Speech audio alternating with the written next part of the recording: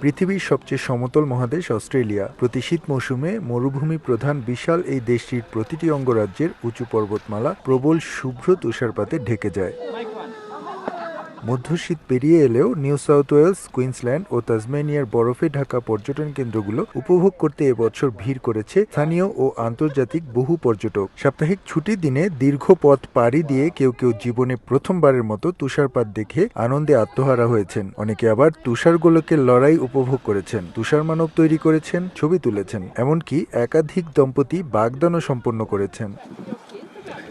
New south Wales রাজ্য সরকারের জরুরি পরিষেবা সংস্থা বরফ আচ্ছাদিত শতাধিক যানবাহন উদ্ধার করেছে। অঙ্গরাজ্যগুলোর রাজধানী থেকে বরফের পর্বতমালা বেশ দূরে হওয়ায় অস্ট্রেলিয়ার জনসংখ্যার বিশাল একটি অংশ কখনো বরফ দেখার সুযোগ পায়নি।